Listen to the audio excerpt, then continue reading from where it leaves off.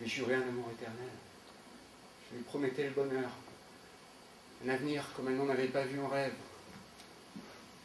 Et pendant ces 5 années, je n'ai vu que s'éteindre, un peu plus, à chacun de ses sacrifices, de ses débats de conscience. Et Dieu est témoin, sans une plainte, sans un reproche. Et le résultat, j'ai cessé d'aimer. Comment? Pourquoi? La voilà qui souffre. Ses jours sont comptés. Et moi, comme le dernier des lâches, je fuis son visage émacié, sa poitrine creuse, ses yeux suppliants. Quelle honte! Quelle honte!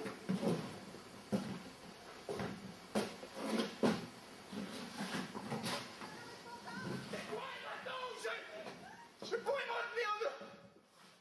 Faites-moi sortir!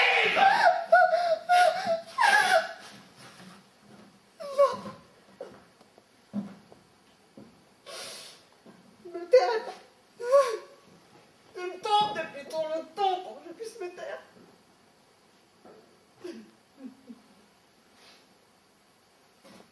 Ah, tu ne te tairas pas. Pour l'amour de Dieu. Mais va tromper les bénévoles.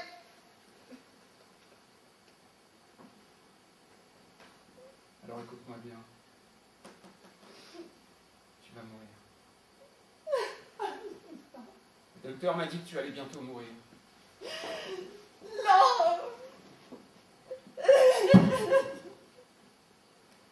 Je suis coupable, mon Dieu.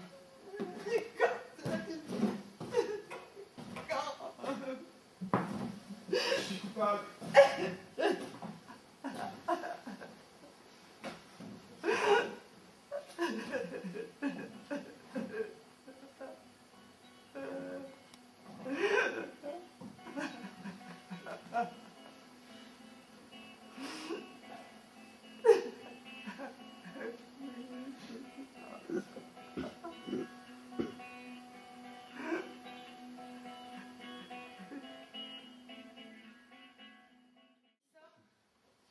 Nicolas Ivanov. Oh. Oui, c'est un homme bien, pas très heureux. Comment voulez-vous qu'il soit heureux, ma chère? En voilà un qui s'est trompé.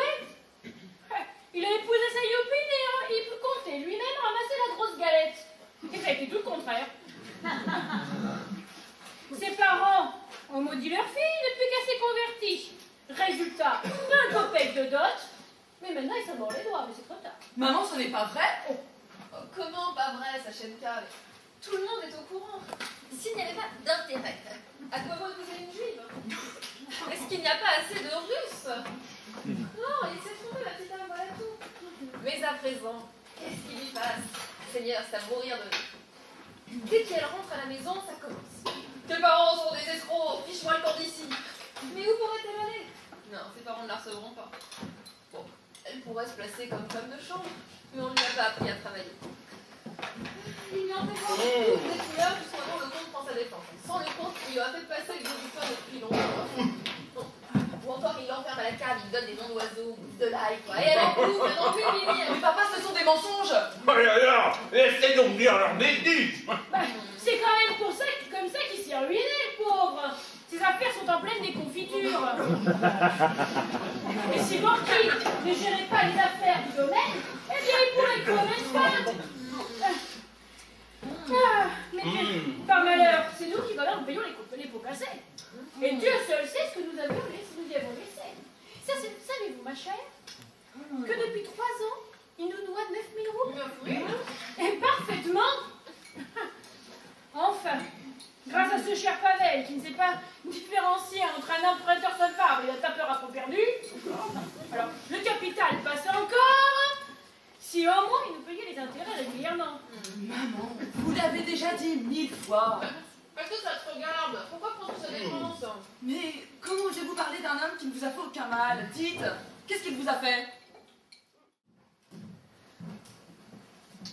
Pour bientôt la bénédiction. Faut attendre un peu, faut attendre que Zinaïda ait fini de pleurer. Encore une balle. La deux, quoi, sa fille. Ah non, pensez-vous, alors sa dot. S'ils sont la fille, épouse Ivanov. Fini la dette. On proteste pas les traites d'un genre.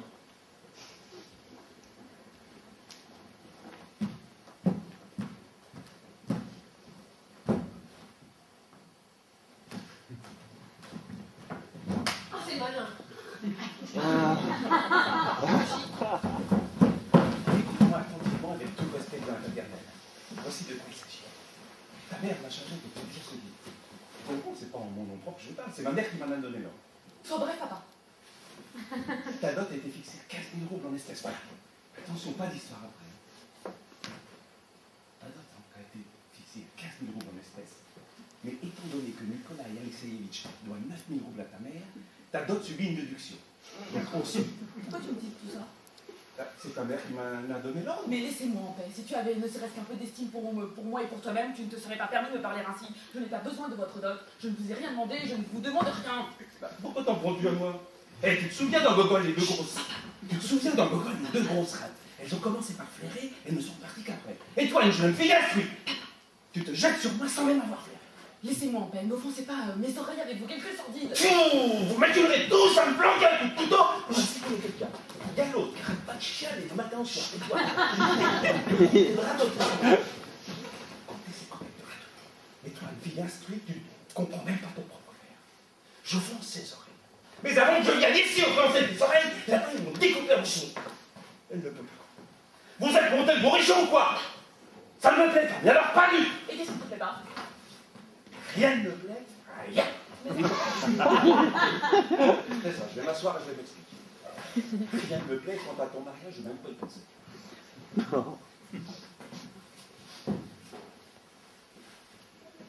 Ne m'en veuille pas, Sachenka. Ton mariage est peut-être intelligent, honnête, élevé avec des principes, mais il y a quelque chose qui cloche.